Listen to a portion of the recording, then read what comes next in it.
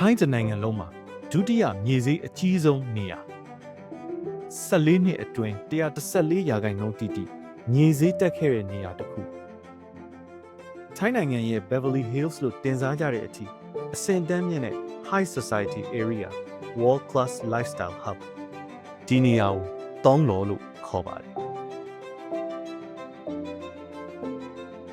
High Society Area ဖြစ်တာနဲ့အညီထိုင်းနိုင်ငံရဲ့ထိပ်တန်းစီးပွားရေးလုပ်ငန်းရှင်များ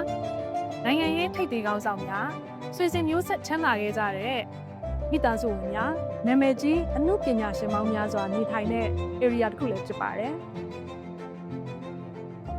နောက်ထပ်ထူးခြားတဲ့အချက်ကတော့တောင်းလုံ area မှာနေတဲ့နိုင်ငံသားလူဦးရေရဲ့89ရာခိုင်နှုန်းကဂျပန်လူမျိုးစီးပွားရေးလုပ်ငန်းရှင်မိသားစုတွေဖြစ်ကြပါတယ်။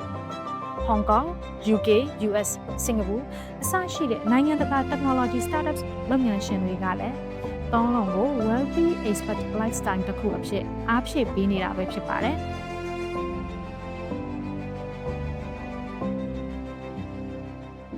ဒီလိုလူကုန်လန်တွေနေတဲ့ရုံမှာကျွန်မလည်းအတူအင်္ဂလိပ်မိတ်ဆွေဖြစ်ဖို့ condo project တစ်ခုကိုဖိတ်ခေါ်ပြရစီရှင်။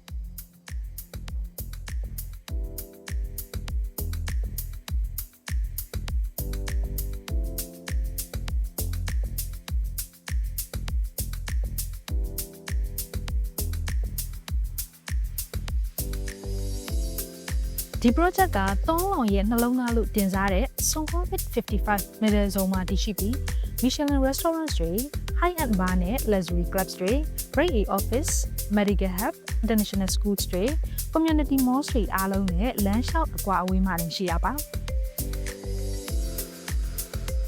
လောက်စီကားတဲ့နေရာတွေက M Sphere, Emporium, M Cardia, Donki Mall, J Avenue, Summitville Hospital, American School of Bangkok, Trinity International School, T1 Grade A Office Building စတာတွေနဲ့လက်တကမ်းအကွာအဝေးမှာပဲရှိရပါ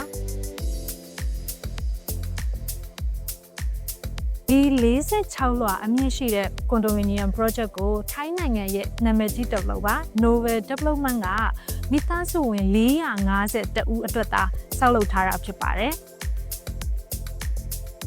Interior design ဖန်တီးတဲ့သူကတော့2010-2019 ခုနှစ်တွေမှာ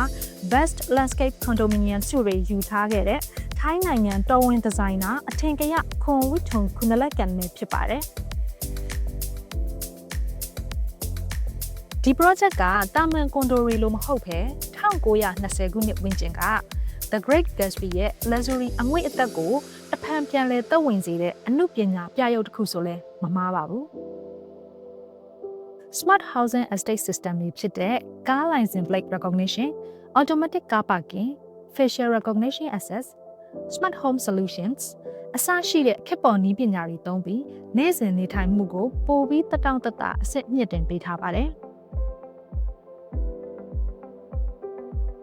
ကြဝန်းကိုနှစ်သက်တဲ့မိသားစုဝင်3ယောက်4ယောက်အတွက်ဆိုလို့ရှိရင်တော့ဒီ2 bedroom အခန်းလေးကအဆင်ပြေဆုံးပါပဲရှင်။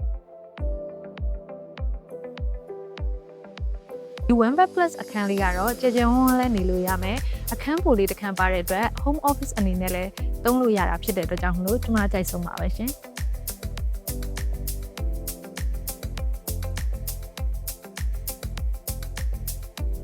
တနေ့တာရဲ့အမောတွေကိုဖြည့်ပြောက်ဖို့အတွက်ကတော့ facility ပေါင်းအမျိုး20ကျော်ကိုစိတ်သက်ခံစားနိုင်မှာပဲဖြစ်ပါတယ်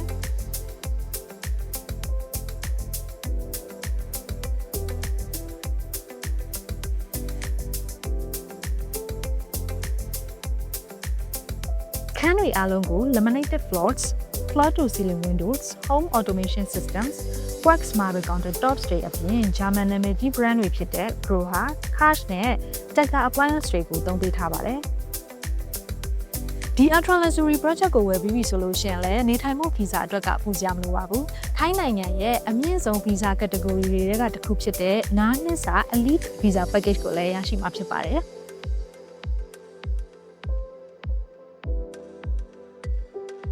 ကျမနဲ့အိမ်လေးချင်းမိတ်ဆွေဖြစ်ဖို့နှစ်သက်ကူအမိလေးညှော်နေပါမယ်ရှင်